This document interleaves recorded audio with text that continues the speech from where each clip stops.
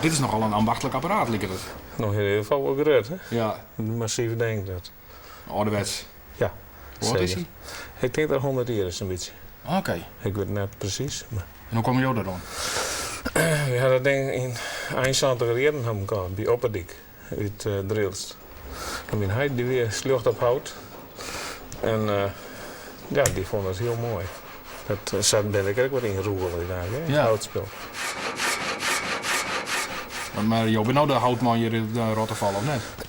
Nou, Wil je net zo neemt? Wil je dat net zo? ja, dat klopt. Daar ga ik er zelf achter zetten. Achter mijn naam, het bedrijf. Ja, ik ben wel juist met hout bezig, dat klopt. Ja. En wat is zo mooi in dit apparaat? Poeh. Ja.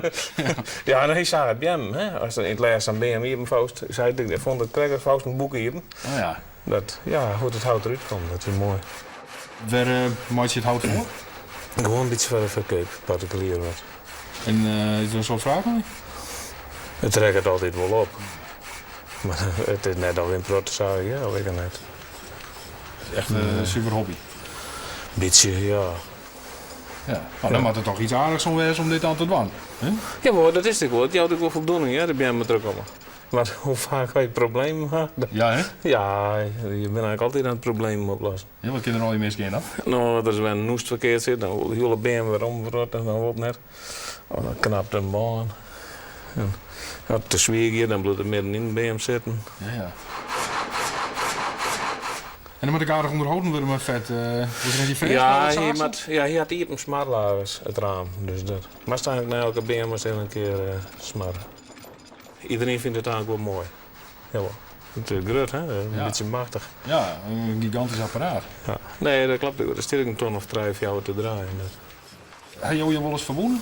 Een beetje misschien van de rij, maar dan jij erom dat ik in het hout om jou.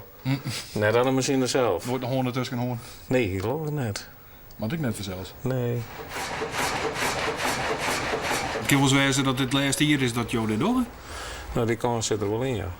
Maar net omdat je er geen nog meer in hebt. Nee, dat niet. Waarom Nee. dan? Nee, als je met Steven is bezig om je mijn sloopregelingen, dan kun je een bouwterrein krijgen. Dat kan we dat binnenkort sloopt wordt. Of binnenkort, maar zo'n dag binnen de machine met je wij. Ja. Zadwaan. Ja. En werd ze dan in komen? Ja. Nee, nou ja, het laatste moesten we dan weer draaien, dat is het mooiste.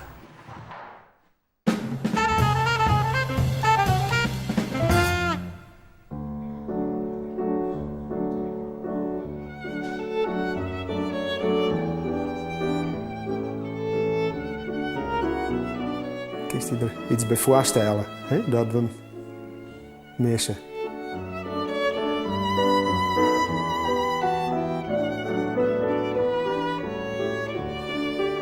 Het is een hele speciale hoen. Die je net op zo'n manier kwijt willen. Maar nu is het zo'n raar gevoel. Wij missen dat beest en we weten niet waar het is.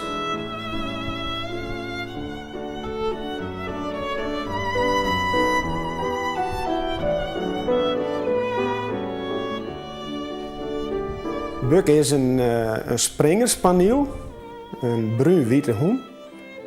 Het is een reu. Het is een hoentje met vrij grote eieren, wel aardig hier. Ja, het is een heel mooi beest. Ja, we deze naam komen ze altijd mee naar het kantoor en dan laai je bij me op kantoor. En tussen de middag er even uit met hem te stappen en ja, zo wat. En dan roen je eigenlijk de hele dag de jongen. Ja, ja.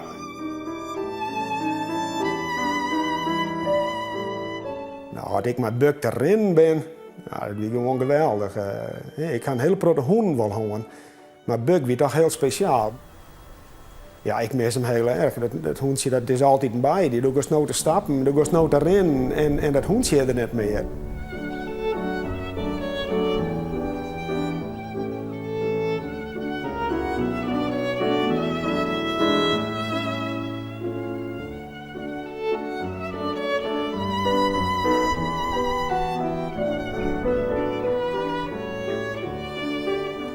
Ik wil heel graag dat er weer omkomt. En ja, in de eerste instantie dachten we van ja, hij is trottoirzaken. Dat beheert nog steeds natuurlijk wel tot de mogelijkheden. Want als er ergens op paard west is en hij is over een grote brede sleert heen stapt en hij is daar trottoirzaken, ja, dan is er echt voort. Maar ja, ik had eigenlijk nog een beetje de stille hoop dat mensen hem zien ha en die had dacht van jongens, er wordt een verwilderde hoen. En wij nemen hem in een huis. Dat hoop ik.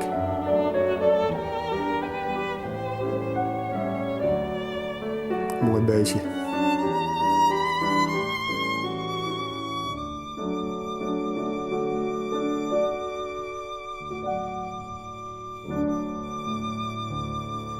Hij en Buck jongen, neem alsjeblieft contact op met heer.